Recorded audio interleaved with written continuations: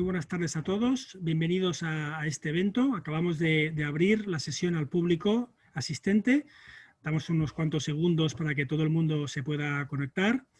Para los que no me conozcáis, me llamo Ricard Casalins, trabajo en el RAC y soy una de las personas involucradas en el Mobility Institute, que es una iniciativa impulsada por el RAC y por Deloitte para estudiar la nueva movilidad. Esta sesión forma parte de la iniciativa Diálogo Abierto de Movilidad, que es un ambicioso proceso participativo del Ministerio de Transportes, Movilidad y Agenda Urbana, que pretende entablar un diálogo con todos los actores de movilidad del ecosistema sobre los retos a los que nos enfrentamos. Es un proceso que aplaudimos y nos hemos adherido desde el Mobility Institute. Esta sesión no es solo una sesión de divulgación, ya que después del evento el Ministerio nos ha pedido que le pasemos un resumen con las principales conclusiones. Voy a compartir un poco la agenda con vosotros. Vale. El objetivo de hoy es hablar de movilidad eléctrica, pero con un escenario concreto, que es el de la movilidad en el sector turístico. El sector turístico en España es estratégico. En 2019 nos visitaron más de 80 millones de visitantes y una parte de ellos recorren el país en coche, con lo cual es muy importante atenderlos, ya sea vehículo de propiedad o de alquiler.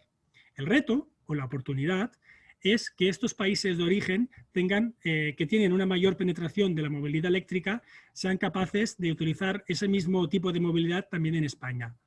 Es muy importante que nuestras zonas más turísticas, hablamos del Mediterráneo, de las islas y Andalucía, se adapten a este nuevo tipo de movilidad, porque si no lo hacen, es posible que España deje de ser un país atractivo para estos visitantes.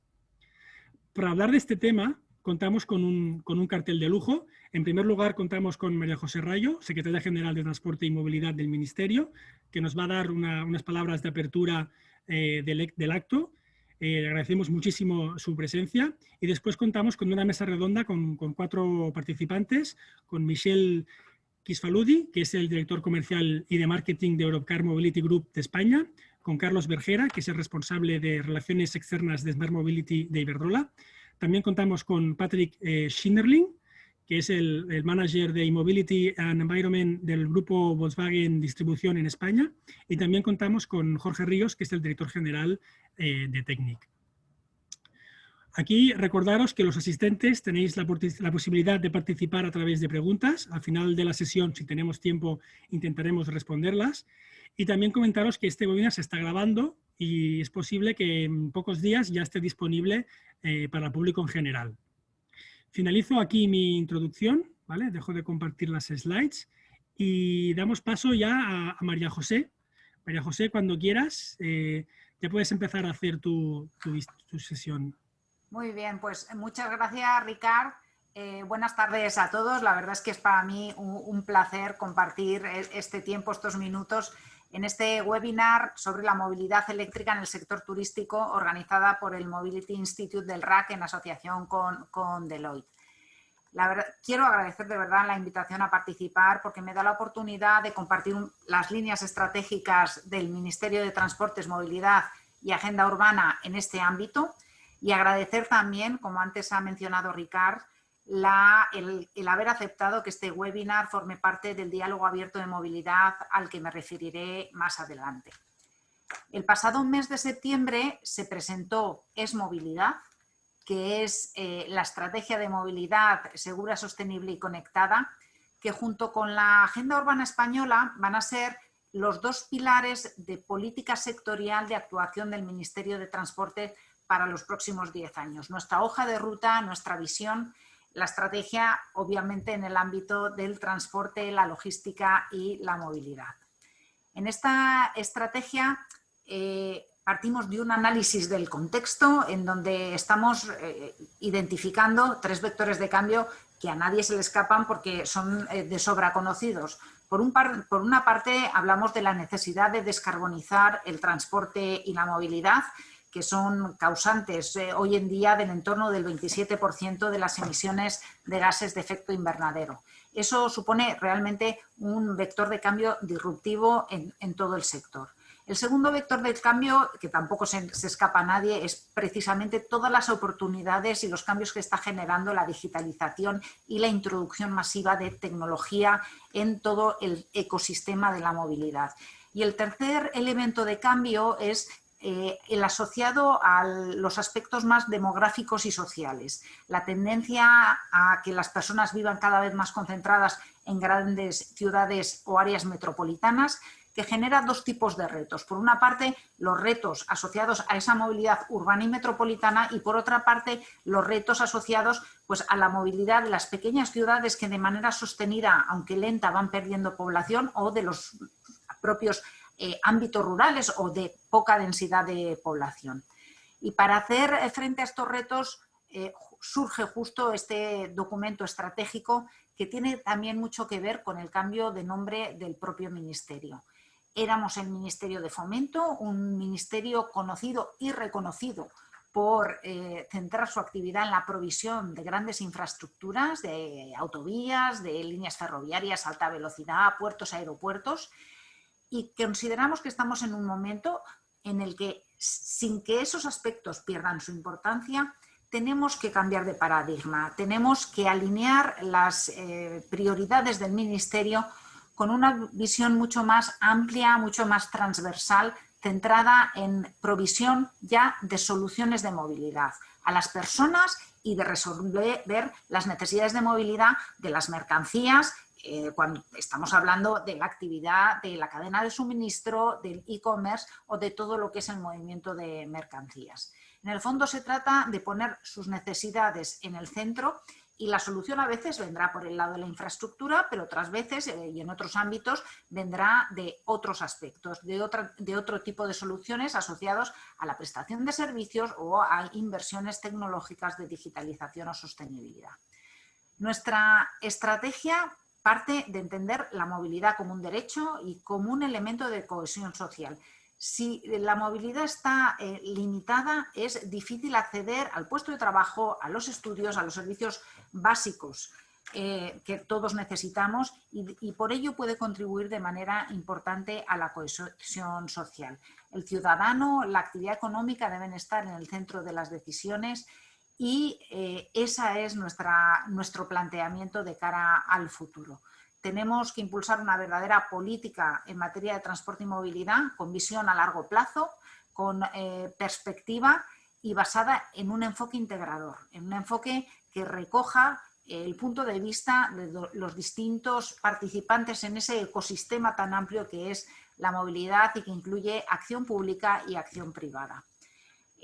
Hemos considerado esos tres elementos en el nombre de nuestra estrategia: la seguridad, por ser el sustrato sobre el que hay que basar cualquier sistema de transporte; la sostenibilidad desde su triple perspectiva ambiental, económica y social, y conectada en el sentido de utilizar la digitalización y los avances tecnológicos para prestar unos mejores servicios, para dar un mejor valor social y valor público a las actuaciones que llevemos a cabo.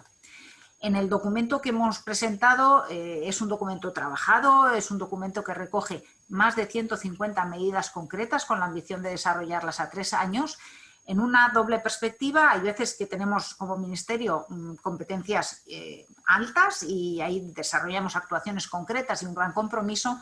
A veces tenemos competencias muy repartidas y en ese caso lo que proponemos es coadyuvar, dinamizar, facilitar a que con la participación de muchos se pueda avanzar en las líneas que hemos planteado.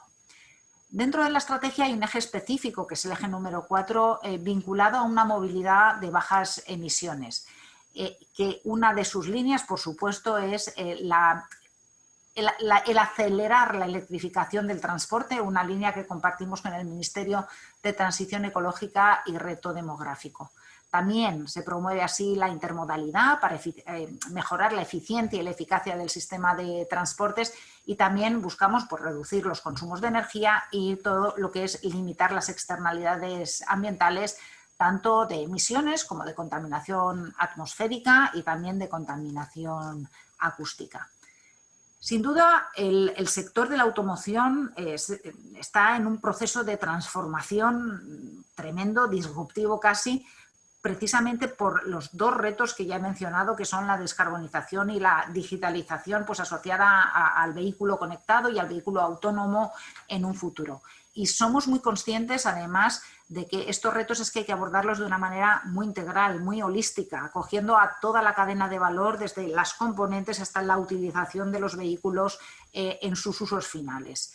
Cada vez estamos en un momento en el que las políticas sectoriales tienen unos límites que se van difuminando y tenemos que hablar de transporte considerando la política de energía, considerando la política industrial, considerando la política de I+D+I o la de digitalización.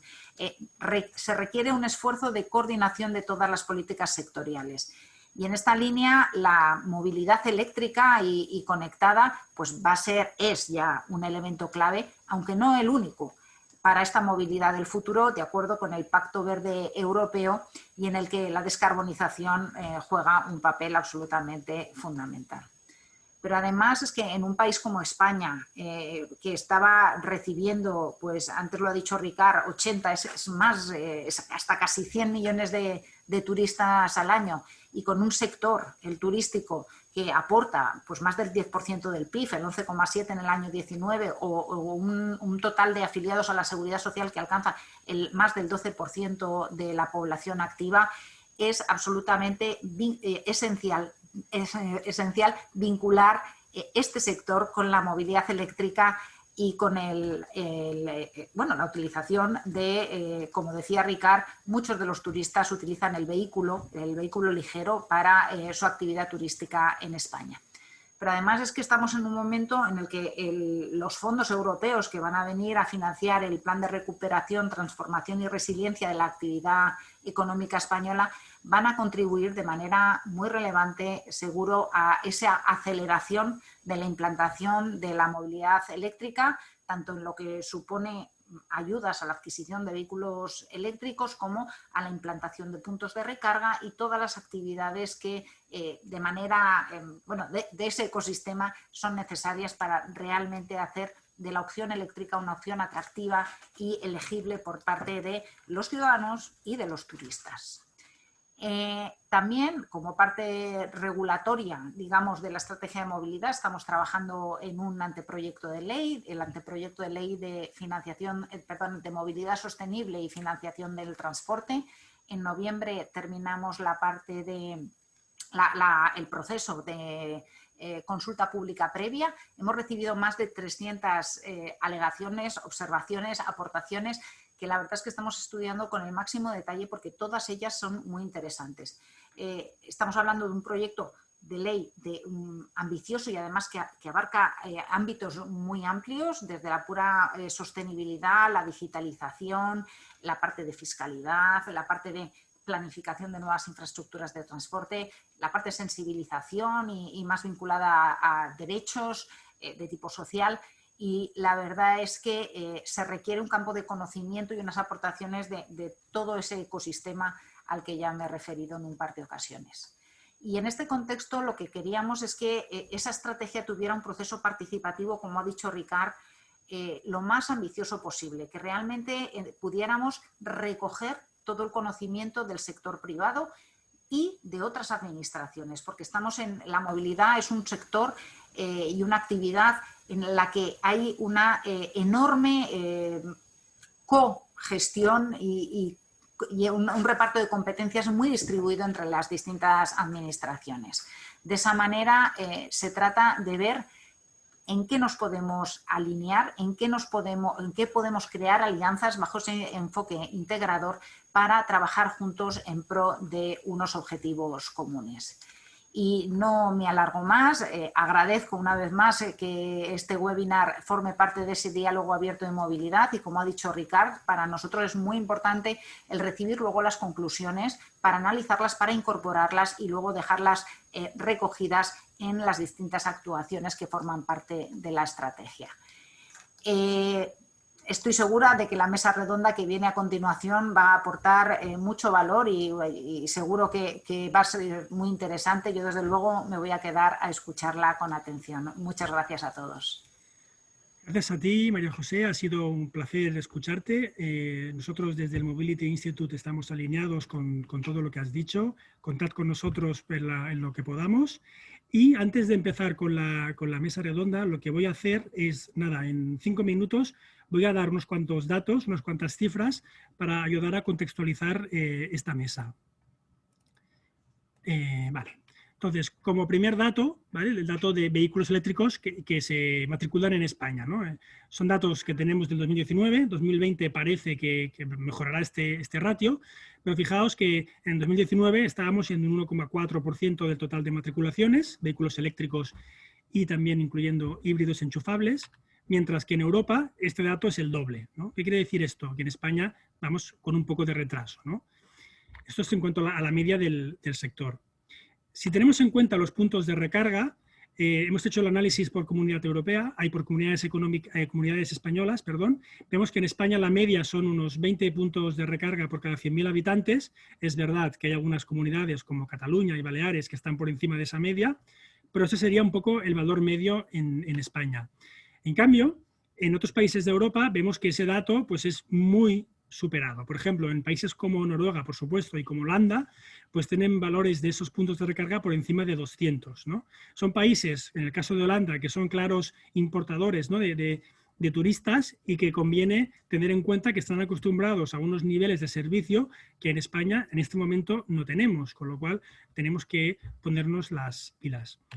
También es interesante entender el aprovechamiento de la red de puntos de recarga. En este caso, os presentamos una imagen que incluye la distribución horaria de cuándo empiezan los puntos de recarga en puntos de vía pública.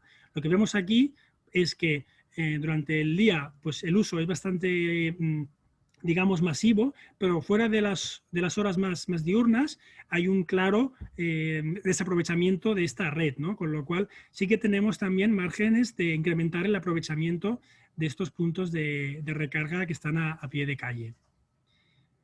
Vale, yo ya voy a dejar de hablar tanto. Voy a invitar a que los participantes se muestren, por favor. Poneos todos en cámara. Hola, Jorge. Hola, Patrick. Hola, Michelle. Ricard. ¿Vale? Hola, Ricard. Muy buenas tardes a todos. Gracias por venir. Y yo lo que os voy a pedir... Hola, Carlos. Está en el coche. Hola, ¿qué tal? Es un ejemplo de movilidad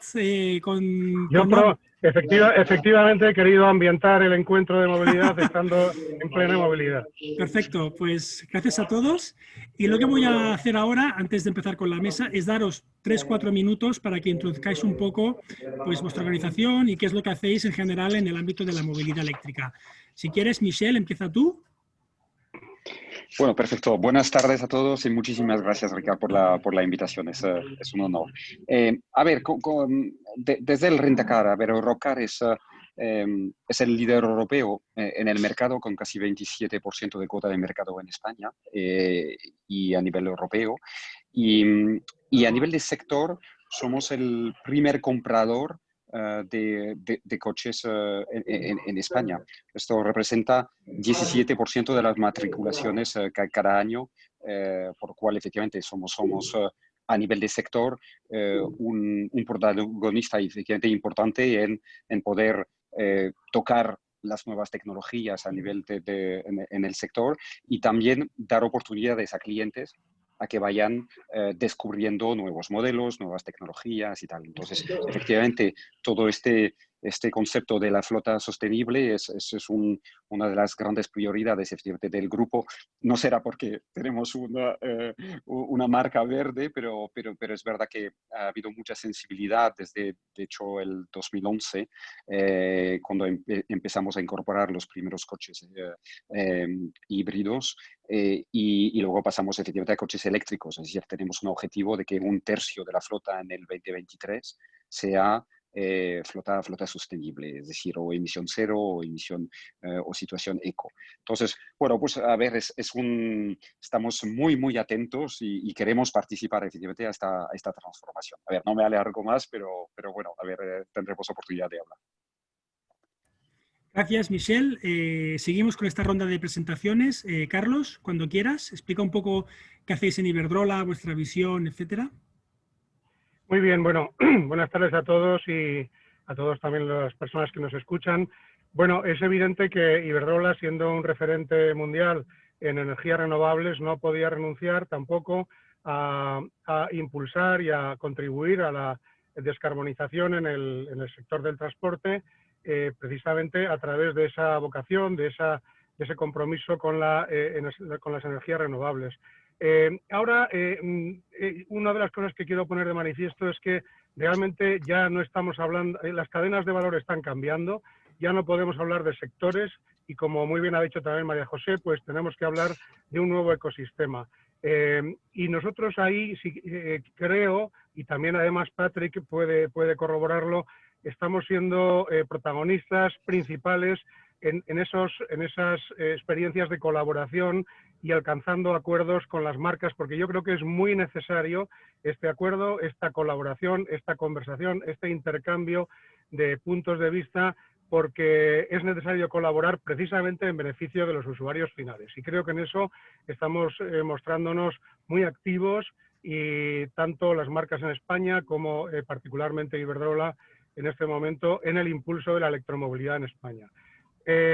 Por supuesto, es importante la tecnología, y la tecnología está disponible, está mejorando, pero yo creo que es mucho más importante apuntar a las soluciones. Por eso, nosotros, nuestro propósito en el mundo de la electromovilidad es aportar soluciones de recarga doméstica, para que los usuarios, los compradores de vehículos, tengan nada más comprar el coche su solución en su vivienda, ya sea una vivienda individual, un parking comunitario, un parking de residentes, pero que con las particularidades que tiene cada uno de esos escenarios, pues dar una solución que sea asequible en precio y fácil de obtener desde el punto de vista técnico. También recarga para flotas. Estamos lanzando también soluciones nuevas para flotas en renting, integrando también ya los costes de la energía de la recarga en esas soluciones de recarga para flotas. Y finalmente, el gran esfuerzo que estamos haciendo en Iberdrola es desarrollar, impulsar la red de recarga pública en España. En nuestra aplicación Recarga Pública Iberdrola ya hay más de 7.000 puntos de recarga disponibles en España, y la gran, digamos, novedad para los próximos meses es que precisamente vamos a integrarnos también con otras redes europeas, de manera que vamos a ser un actor europeo, tanto para los usuarios que vienen de otros países, como para facilitar que los españoles que van a otros países europeos puedan también utilizar nuestra aplicación. Esta es mi breve introducción, y seguro, Ricard, que nos vas a hacer preguntas muy interesantes. Sí. Gracias, Carlos, muy interesante. Patrick, si nos puedes, por favor, hacer una introducción de cómo veis en el grupo Volkswagen todo esto de la movilidad eléctrica, cuál es vuestra visión en términos generales. Sí, perfecto. Muchas gracias y buenas tardes a todos. También Carlos Bergera. Carlos, espero que no estés conduciendo, espero que estés parado, porque llevas mucho rato mirando la pantalla sin mirar hacia adelante. Perfecto. Pues bueno, lo he dicho, pues muchas gracias también al Mobility Institute por la organización de esta sesión online, y también enhorabuena al Ministerio de Transportes, Movilidad y Agenda Urbana por impulsar este diálogo abierto de movilidad, ¿no? Nosotros, como Grupo Volkswagen, estamos formados por 12 marcas y por más de 600.000 empleados, y nos hemos comprometido con los objetivos del Acuerdo de París sobre el Clima. Y nuestro grupo está impulsando una transformación sin precedentes en nuestra industria hacia la electrificación. Prueba de ello es que vamos a invertir 35.000 millones de euros en el desarrollo de vehículos 100% eléctricos. Vamos a lanzar 75 modelos 100% eléctricos hasta el año 2029, y tendremos la capacidad de producir unos 26 millones de vehículos eléctricos hasta entonces. De hecho, casi todas las marcas que forman nuestro grupo ya disponen de modelos eléctricos en el mercado, y os aseguro que en los siguientes meses y años está previsto que esta oferta aumente de forma significativa.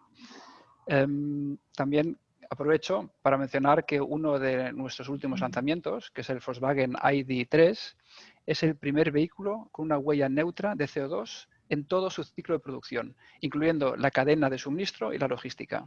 En la fábrica de Zwickau, en Alemania, y en sus proveedores, se están evitando y reduciendo al mínimo las emisiones de CO2. Y las emisiones que no son evitables se compensan a través de proyectos certificados, por ejemplo, de reforestación.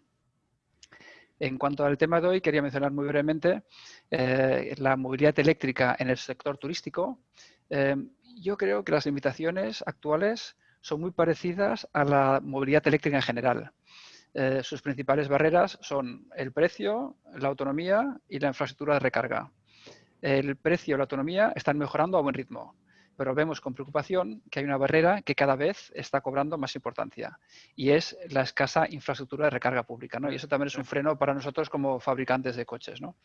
En ese sentido, me gustaría mencionar también que nuestro grupo, también a través de ANFAC, ¿no?, que es la Asociación Nacional de Fabricantes de Automóviles y de Camiones, lleva tiempo pidiendo un despliegue masivo de cargadores públicos, especialmente de alta potencia, para que los clientes, en este caso turistas, puedan disfrutar de una movilidad eléctrica sin restricciones, sin temor a quedarse sin batería por el camino a su destino deseado, ¿no? Dicho en cifras, y ya acabo, actualmente en España tenemos menos de 10.000 puntos de recarga públicos. Bueno, esto Carlos y Jorge me lo podréis confirmar más exactamente, ¿no?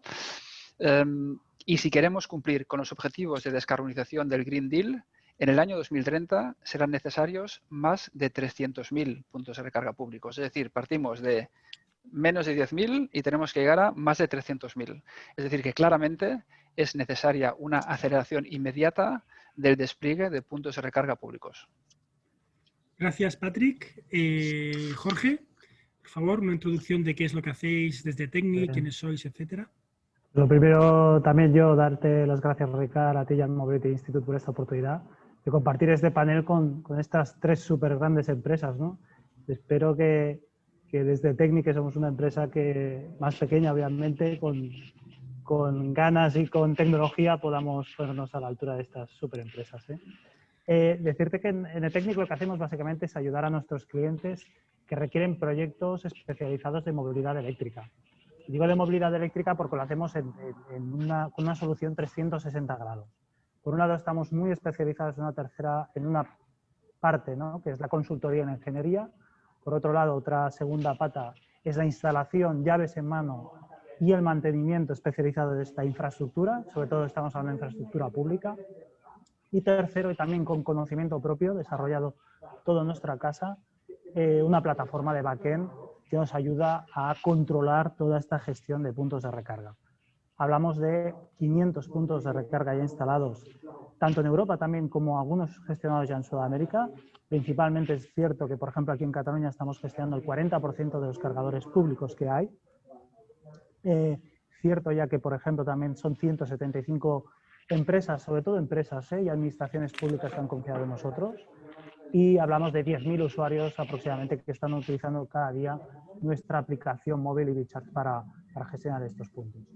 Lo que realmente nos hace únicos aquí en el Technic, como te comentaba, es eso, encontrar en una sola empresa, ¿no?, todo un personal especializado y orientado, ¿no?, con esa misión de hacer la mejor experiencia del usuario, gestionando a la vez de la forma más eficiente la energía. Eso es lo que buscamos, sobre todo aquí en el Technic, para mirar, ¿no?, de minimizar muchas veces esos costes de inversión y de gestión. Gracias, Jorge. Lo que vamos a empezar ahora son con las preguntas. Lo que os voy a pedir, por favor, es la máxima brevedad para hacer que todo esto sea ágil. Y voy a empezar la ronda contigo, Carlos. La primera pregunta es, por supuesto, esta mesa va del sector turístico, ¿no? Antes hablabas de un ambicioso plan de despliegue. ¿Puedes concretar un poco más con qué estamos hablando en zonas tan importantes como Cataluña, como Comunidad Valenciana, como Andalucía, como las islas, que son naturalmente las zonas que tienen más recepción de visitantes? Bueno, a ver, nuestro plan es un plan global, general en toda España, que tiene unos objetivos que estoy seguro que durante el año que viene se van a acelerar y se van a retocar, se van a impulsar todavía más, pero que hoy por hoy los que hemos anunciado son 150.000 puntos de recarga hasta 2024. Bueno, ahora mismo, como decía, en nuestra aplicación aparecen más de 7.000, tanto los que hemos instalado nosotros y operamos nosotros como los que forman parte de los acuerdos de interoperabilidad y también otros puntos de recarga que están a título informativo, pero cuyo funcionamiento está verificado uno a uno por nosotros. Por lo tanto, en toda España, con una cobertura puntos de 50 kilovatios al menos cada 50 kilómetros, puntos de 150 kilovatios al menos cada 100 kilómetros y puntos de 350 kilovatios al menos cada 200 kilómetros. Este es el plan actual, estamos poniendo un esfuerzo muy grande, pero es verdad que hay algunas barreras que hacen percibir que este desarrollo sea más lento de lo que todos quisiéramos. Insisto, el objetivo está ahí, hemos mejorado mucho en poco tiempo, pero estoy de acuerdo con Patrick en que tenemos que hacer todavía más. Desde el punto de vista, y además estamos colaborando activamente también para poder hacerlo juntos. Las islas obviamente forman parte de este proyecto, ahora mismo hay más de 100 en Baleares y más de 120 puntos en Canarias. Y hay otros aspectos, bueno, hemos ganado una licitación en la AP7 y también estamos instalando puntos de recarga rápida en varias estaciones de servicio y no solo en el corredor mediterráneo, sino en la Ruta de la Plata, en todas las principales autopistas y autovías españolas, que obviamente también tienen todas interés turístico. Y por lo tanto, bueno, pues estamos en todos los corredores y estamos en todas las principales vías en España. Desde el punto de vista turístico también quiero señalar que estamos haciendo algunas cosas interesantes, como por ejemplo poner puntos de recarga en bodegas. Hay varias bodegas tanto en Aragón como en otras denominaciones de origen como Rioja o Rueda que también tienen puntos de recarga nuestros. También tenemos acuerdos con algunas cadenas de hoteles como Campanil, en donde hemos instalado ya bastantes puntos de recarga. Así que, bueno, y en algunos resorts como de esquí en el Pirineo, que también ahora que empieza la temporada de esquí van a venir bien para los esquiadores. Por lo tanto, nuestro compromiso es global, vamos a estar en todos los sitios y, como decía, con soluciones que se adaptan a cada situación. Muy bien, Carlos. Y una pregunta más para ti, en este caso una pregunta doble. Como ahora con la gorra del sector energético, estamos hablando de que va a incrementar mucho la penetración del vehículo eléctrico en el parque de automóviles. Históricamente pues han habido pues zonas con suministro con alguna irregularidad en el servicio. Para la gente que no es experta en el sector, sector, es decir, la distribución, la generación, ¿puede aguantar esta necesidad de potencia para dar servicio a estos vehículos? ¿Estamos preparados o hay que hacer inversión también en otras partes como la generación o la distribución? Mira, España tiene unas condiciones en el sector eléctrico que realmente significan una auténtica ventaja competitiva para el desarrollo de la movilidad si lo comparamos con nuestros principales competidores en Europa, tanto por el mix de generación renovable que hay en España, por un lado, como por la red eléctrica española, que es de las mejores del mundo desde el punto de vista, por ejemplo, de su grado de digitalización. Creo que estamos en las mejores condiciones. Desde el punto de vista del impacto de la electromovilidad, según las previsiones que hay de introducción de vehículos eléctricos, pues el impacto es muy pequeño, es decir, que se prevé un crecimiento aproximadamente de un 0,6% de la demanda de potencia adicional para la recarga que se estima en un parque de 5 millones de vehículos eléctricos en 2030. Es decir, un crecimiento total de un 7% de la demanda de potencia. Y en cuanto al consumo de energía, pues es similar, un aumento aproximadamente de un 6% si tenemos ese parque de vehículos. Para dar un dato, por ejemplo, entre el año 2000 y 2005 en España, el crecimiento de la demanda eléctrica fue de un 4% anual, porque se llegaron en algunos años, como por ejemplo en el 2003, se llegaron a instalar 1 millón de sistemas de aire acondicionado en España y no ha habido ningún problema en este sentido. Por lo tanto, las inversiones que hay que contemplar en el sistema eléctrico de aquí al 2030 podríamos denominar que son inversiones business as usual, con una penetración de sistemas. En este caso, por ejemplo, la demanda que se prevé para la electrificación de la climatización en las viviendas es mayor que la que se prevé para la demanda del vehículo eléctrico. Así que no hay ningún problema. Y ya digo que a partir del año 2030, 2050, con una implantación masiva del vehículo eléctrico, sí que habrá que hacer inversiones en adecuación de las subestaciones, de los centros de transformación, pero, insisto, tampoco son inversiones que, sobre todo, si atendemos a empujar sobre todo el smart charging, recarga inteligente, esas inversiones necesarias pueden verse reducidas incluso en un 60 y un 70%, insisto, a partir de 2030. O sea, hasta el 2030 ningún problema. No nos preocupamos, 2030, la red va a aguantar, ¿no? Perfecto. Ningún problema. Perfecto. Podemos estar tranquilos. Muy bien. Ahora cambio. Patrick, pregunta para ti. Estamos hablando de cifras de puntos de recarga bestiales, de miles y miles de puntos de carga. ¿Son necesarios tantos puntos? ¿Es necesaria tantos puntos de recarga? ¿Denos tu punto de vista como fabricante? Gracias, Ricard, por la pregunta. La respuesta es un sí rotundo, porque el parque de vehículos eléctricos está creciendo año tras año, como has mostrado en tus charts al principio del todo, a pesar de que las condiciones no sean las idóneas, ¿no? Como todos sabemos, pero aún así está creciendo. Pero este crecimiento está limitado en gran parte por la falta de cargadores de acceso público, ¿no? Según EAFO, ¿no? Que es el Observatorio Europeo de Alternative Fuel, ¿cómo se llama?, de combustibles alternativos. En España tenemos más o menos unos 8.000 puntos de recarga públicos, mientras que en Alemania ya tienen 45.000 y en Holanda 60.000. Y eso que la extensión de España en kilómetros cuadrados es mucho mayor, ¿no? Estamos comparando cifras totalmente diferentes, ¿no? Como también hemos visto en tu chart al principio.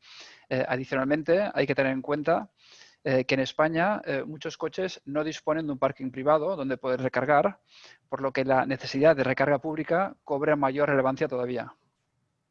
Muy bien. Pasamos a Michelle. Michelle, casi no hemos hablado del usuario, ¿no? del turista, del conductor.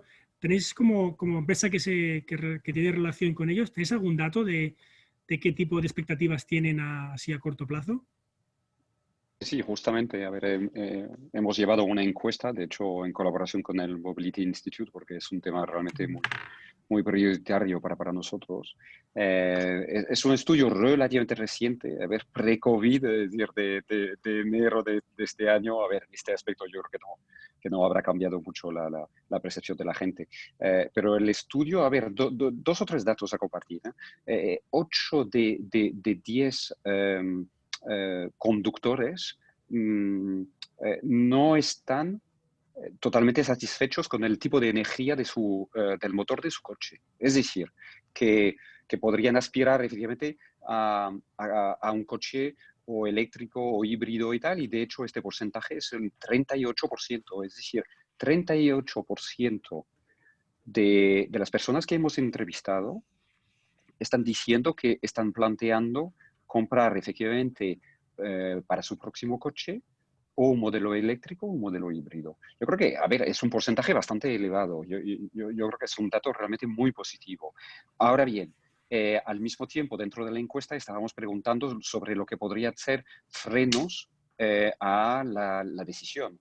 Y ahí sí que no hay efectivamente mucha sorpresa. Es decir, más de la mitad están declarando de que el precio es claramente un freno. Y aquí igual hablaremos más adelante de posibles, efectivamente, subvenciones o ayudas del Estado, porque claramente yo creo que hay un elemento de fabricación, y igual Patrick lo puede corroborar, pero a ver, los coches híbridos son típicamente coches efectivamente más caros, y los coches eléctricos también tienen de momento efectivamente un nivel de coste que no es siempre totalmente competitivo. Y luego hay otro bloque de un poco menos de 40% de los encuestados que estaban considerando como otro obstáculo la falta de infraestructura. Entonces volvemos efectivamente a este tipo de dato. Y yo creo que de forma así un poco más empírica y con la experiencia de los años de haber alquilado justamente coches eléctricos o coches híbridos, a ver, notamos, especialmente en el sector turístico, vacacional, de que los clientes llegan, muchos son clientes extranjeros, y en el fondo vienen a pasar vacaciones a España. Entonces es una mentalidad de no me quiero complicar la vida, quiero disfrutar del sol, de la playa, de la familia y tal. Y entonces lo perciben todavía como un elemento de incertidumbre, un elemento efectivamente de riesgo. Y curiosamente el comportamiento que vemos en las reservas, en el mostrador, es un comportamiento relativamente conservador. Entonces, yo creo que tenemos que hacer todos un trabajo de educación, de comunicación, de explicación y tal, para romper esta barrera, que yo creo que es un tema de percepción que por supuesto va a evolucionar. Pensando, Michelle, en el dato que has dicho al principio, de 8 de cada 10 conductores no está satisfecho con su actual tipo de energía del vehículo, vosotros como empresa de rental, tenéis algún plan, entiendo, ¿no? para dar una capacidad de respuesta a esa, pues a esa necesidad, ¿no? de tener un vehículo más sostenible también en vacaciones. A ver, hay dos aspectos. Hay un primer aspecto que es incrementar dentro de lo que es nuestra flota el porcentaje de vehículos o híbridos o eléctricos. Hay que pensar que, a ver, nosotros estamos en una dinámica de cada año más o menos sustituir casi la totalidad de nuestra flota. Entonces casi siempre tenemos justamente flota nueva y podemos estar a la última. Esto es un aspecto.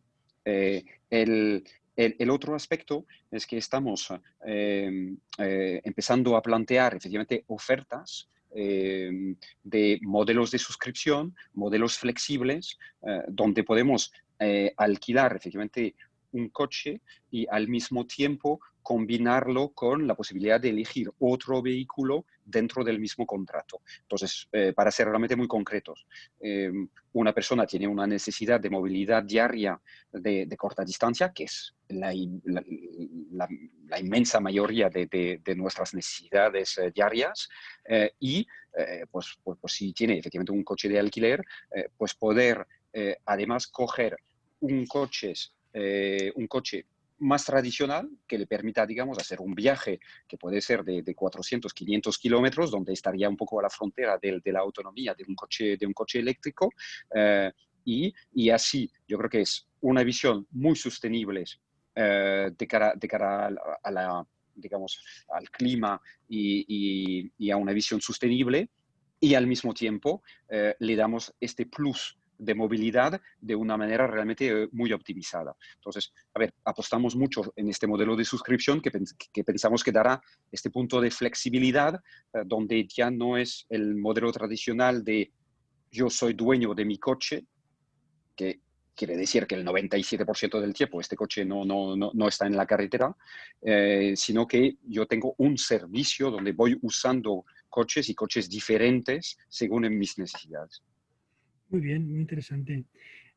Jorge, tú como experto cuando un turista llega a un aeropuerto y se plantea coger pues, un coche o tener un poco de experiencia de movilidad eléctrica, ¿cuáles son sus experiencias? ¿Cuál es tu visión al respecto? El micro, Jorge. El micro, por favor. Lo comentaba Michelle, ¿no? Justo, ¿no? Estamos ante esa situación, ¿no? Se abren las puertas del hall del aeropuerto, llegamos, tenemos diferentes mostradores y ahí, obviamente, ¿no? Los Rent-A-Car tienen una oferta variada y seguramente encaja muy bien el coche eléctrico. Entonces, ¿qué ocurre? ¿Cuál es la barrera?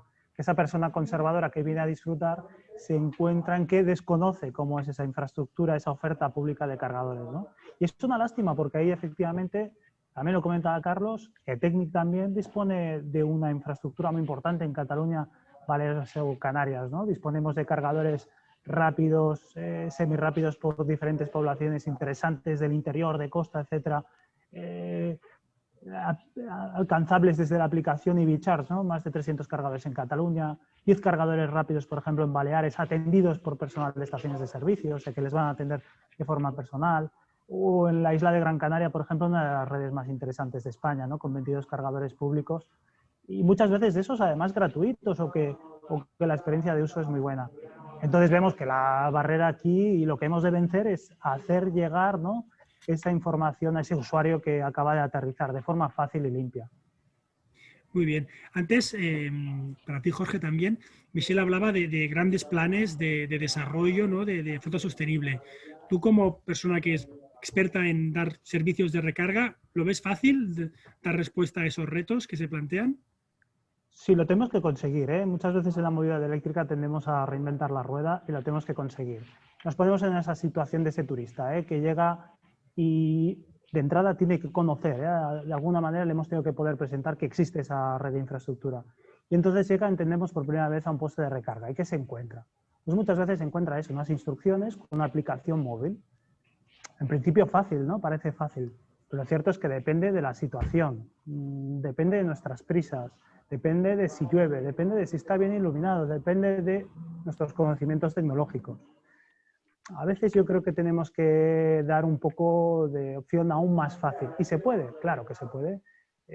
La tecnología hay a través, por ejemplo, una tecnología muy fácil sería a través de llaveros o tarjetas RFID. Nosotros que somos un actor muy básico, ¿no?, en la relación con la administración pública y sus cargadores públicos, pues entrar en contacto ya con algún gran operador, como SIG Rentacar lo estamos haciendo, entrar en una relación, códigos QR, etcétera, que puedan llegar a esos usuarios para acceder de forma muy fácil a esa infraestructura pública, ¿no?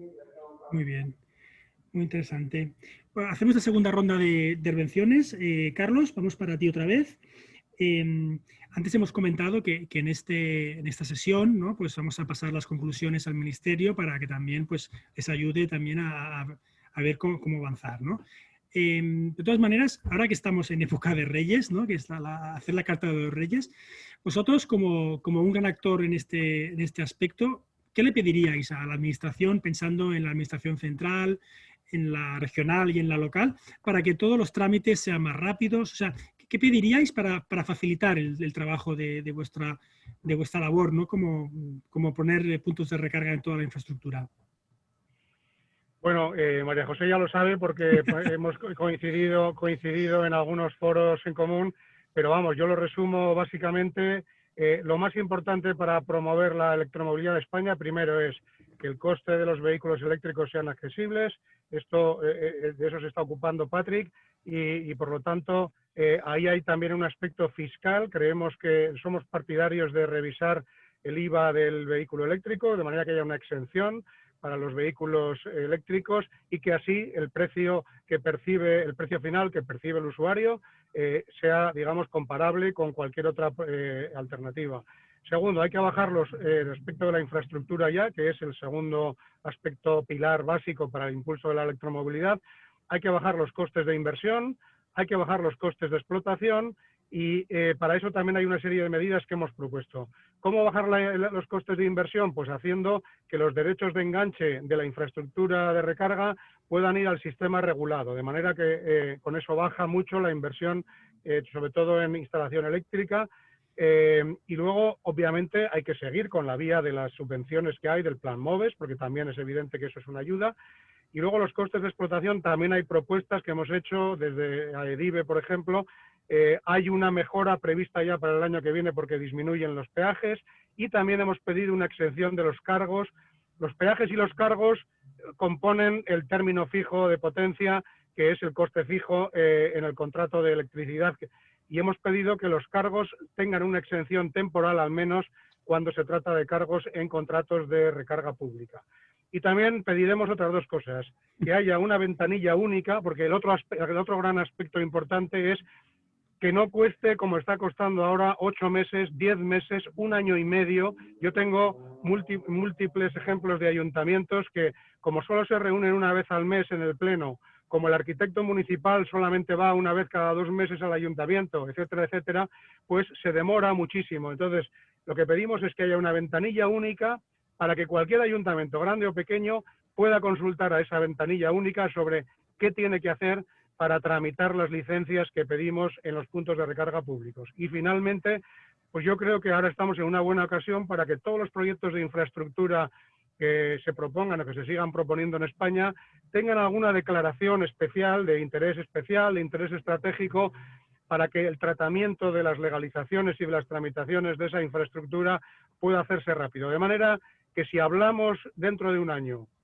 y nos vuelves a invitar, Ricard, a una sesión como esta, podamos decir que hemos dado un salto importante y nos hemos equiparado a Alemania, a Holanda, a Noruega, en 1 año. Creo que es posible, pero tenemos que hacer esto que he dicho.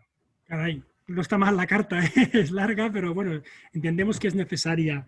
Si yo fuera Carlos, si yo fuera un ayuntamiento de una zona turística, ¿vale?, de la zona costera, por ejemplo, y tuviera interés en que en mi municipio hubiera un punto de recarga, yo le puedo pedir a Iberdrola ¿se puede pedir un punto para que se evalúe y se ponga? ¿O hay unos trámites distintos? ¿Hay una estrategia que no obedece ese tipo de peticiones?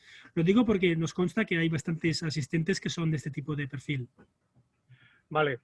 Nosotros la red de recarga pública que estamos instalando la instalamos en colaboración o bien con agentes privados, es decir, con su titularidad privada, o bien en suelo público. En suelo público, en cualquier caso, la inversión es hecha por Iberdrola, y en suelo público también nos interesa siempre que el pueblo, el municipio del que estamos hablando, tenga, digamos, una ubicación importante, interesante desde el punto de vista de la proximidad a un corredor o por estar, por ejemplo, cercana a un resort, a un hotel, a una playa, etcétera, etcétera. En ese caso, por supuesto, tenemos relación con muchos ayuntamientos y la vía, digamos, transparente, que está, digamos, contemplada legalmente, es que los ayuntamientos hagan una licitación para conceder para hacer la concesión de un suelo público, en donde los operadores que concurren a esa licitación pueden hacer la instalación de los puntos de recarga y pueden operarlos. Al ayuntamiento no le cuesta nada, lo único que tiene que hacer es hacer esa licitación. Así que si es un ayuntamiento pequeño, con pocos puntos de recarga, y si es un ayuntamiento grande, con una infraestructura más grande, pero insisto, lo que tienen que hacer es una licitación para que haya concurrencia y para que los operadores vayamos y pongamos y explotemos estos puntos de recarga. Muy bien. Gracias, Carlos. Ahora vamos hacia Michelle. Ahora hemos hablado un poco de ayuntamientos, volvemos un poco ahora al usuario. Vosotros entendemos que tenéis cifras, ¿no? ¿Nos podéis dar algunas cifras de los servicios que ofrecéis desde Europcar Mobility Group, tanto en España tanto para nacionales como para extranjeros? ¿Hablamos de un volumen muy importante o no? ¿Qué nos puedes decir? A ver, a nivel europeo estamos hablando de más de 9 millones de clientes. En España son varios millones. España claramente es un país muy favorable a todo lo que es la actividad de alquiler. Concretamente en España, 70% de nuestro negocio es negocio vacacional. Eso es un porcentaje que casi puede pasar al inverso, por ejemplo, en el norte de Europa, donde hay mucho menos, efectivamente, movimientos vacacionales y efectivamente más de negocio. A ver, estamos trabajando además con diferentes marcas. Yo creo que es interesante destacar que hemos emprendido, digamos, todo una aventura dentro del car sharing a nivel europeo. En el caso de España, tenemos presencia en Madrid y en Barcelona, con una red de coches que se pueden coger desde parking de forma totalmente remota y efectivamente los números son bastante llamativos. Es decir, que estamos considerando de que un coche de car sharing al final acaba sustituyendo a 10 coches particulares, porque al final el nivel de utilización, de ocupación de estos coches es muchísimo más elevado que lo que podría ser de un coche particular. Entonces, a ver, estos son dinámicas donde vemos que cada vez más el usuario está dispuesto a ceder en este concepto que fue realmente inamovible durante tantos años de la tenencia de un coche, que además era un elemento totalmente de reconocimiento social. Y lo vemos efectivamente ahora como un medio de movilidad, donde empieza a ser más natural combinar diferentes medios y donde vemos que efectivamente nuestros usuarios alquilan por horas, alquilan por días y otros alquilan efectivamente por meses. Ahora con lo que comentaba del modelo de suscripción, donde puedes ir además combinando diferentes modelos, estamos dando aún más flexibilidad justamente a nuestros usuarios. Es decir, lo que sí que vemos es el hecho de que la batalla de la sostenibilidad, nosotros no solamente que vamos a apoyar muchísimo toda esta migración hacia los coches eléctricos, híbridos y tal, pero estamos también pendientes, y a ver, Carlos lo ha explicado muy bien, de más medidas de acompañamiento, y mientras tanto, al menos lo que estamos trabajando es asegurar que nuestra flota sea la más efectivamente sostenible, es decir, hacer coches nuevos. Tenemos más del 80% de nuestra flota que está a un nivel de emisión de CO2 por debajo de 120 gramos. Es decir, que estamos ya trabajando sin esperar, digamos, este Big Bang a nivel de la infraestructura eléctrica, porque yo creo que es una lucha ahora de mucha urgencia para mejorar un poco nuestro entorno. Gracias, Michelle. El tiempo se está acabando, o sea que vamos a ir haciendo preguntas así un poco rápidas. Para ser un poco concreto, Jorge, para entender cuál es un poco los tiempos y los costes, ¿no? Si un ayuntamiento quiere poner un punto de carga, ¿qué opciones tiene? ¿Cómo lo puede hacer a nivel de conexión con la red? Y luego, ¿qué modelos hay, ¿no?, de pago? ¿Quién paga el consumo de esta energía? Muy bien, pues lo que decíamos, importante, en este caso, ante una opción de un ayuntamiento, que es la que mayoritariamente elige normalmente, no sea el modelo de utilizar una empresa para que le haga la explotación, sino de aceptar ellos mismos el reto, ¿no?, de disponer ellos de sus puntos de recarga. En este caso hay dos opciones muy, muy claras, ¿no? Una podría ser conectarse directamente a la red, ¿no?, y tener un nuevo punto de conexión. Pero una opción, por ejemplo, por la que abogamos nosotros muchas veces, que es tremendamente interesante, es aprovechar ya, para evitar esos costes de conexión que explicaba antes Carlos, optar por una conexión ya existente, ¿no? Un cuadro alumbrado público suficientemente dimensionado o incluso un edificio público muchas veces muy interesante. Además, Ricardo, te hago un apunte, que en ese edificio, ¿por qué no?, pueden convivir unas placas con autoconsumo que acabar de cerrar el círculo de la sostenibilidad. Luego me comentabas, recuerdo, por el tema de los costes. Del precio, ¿no? ¿Quién paga esa energía? ¿Es gratuita? ¿Lo Correcto, será siempre o está cambiando eso? Es muy buena pregunta y muy buena en este momento, porque realmente nos encontramos ante un debate abierto, ¿no? Lo que está ocurriendo mayoritariamente ahora con las infraestructuras de red pública es que hay un coste, claro, hablamos de coste cero, pero no es cierto, porque un coste hay. Lo que pasa es que hay una subvención, ¿no?, de los ayuntamientos, de las municipalidades que están asumiendo esos costes de cara al usuario. Entonces ahora mismo estamos inmersos, ¿no?, todos los operadores y también los propietarios de esos puntos de recarga públicos, que son al final ayuntamientos, empresas públicas, etcétera, en asumir que eso va a tener que disponer de un precio. ¿Será un precio, por ejemplo, de un operador privado? Seguramente no. Será un precio que simplemente cubra los costes, pero debe haber un precio para precisamente igualar a todos en condiciones de competencia, ¿no? Y también yo creo que ayudará mucho a regularizar un poco la situación y mejorará, creo que fomentará en gran medida el acceso a esa infraestructura pública, a través de tarjetas de Visa, Mastercard, etcétera, creo.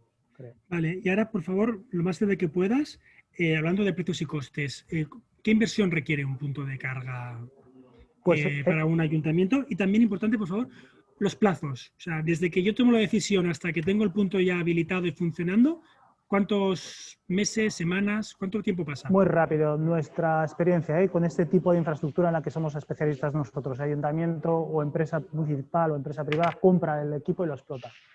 Claramente, en un equipo semirápido, 22 kilovatios, 2-4 horas de tiempo para cargar 2 plazas, entre 8.000 y 12.000 euros la inversión, llaves en mano, funcionando. Cuando hablamos de infraestructura de carga rápida, 2 plazas también, una de ellas de 50 kilovatios, en 20 minutos, 120 kilómetros de autonomía aproximadamente, hablamos 35.000, 40.000 euros llaves en mano funcionando.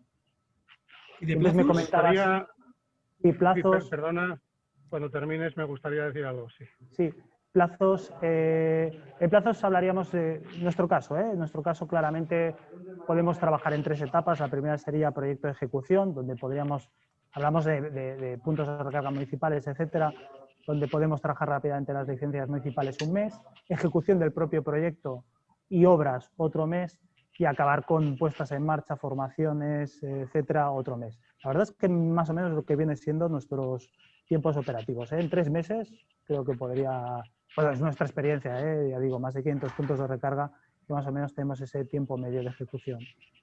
Carlos, por favor, ¿qué querías decir? No, quería aportar el matiz, que creo que es relevante, que la Directiva de Combustibles Alternativos Europea establece que los servicios de recarga deben ser prestados por operadores en libre competencia. Es decir, que yo creo que debemos procurar que esos servicios, también en pro de los turistas y en pro de los visitantes, porque imaginaos lo que es que cada municipio tenga sus propios puntos de recarga regulados y gestionados por su sistema propio.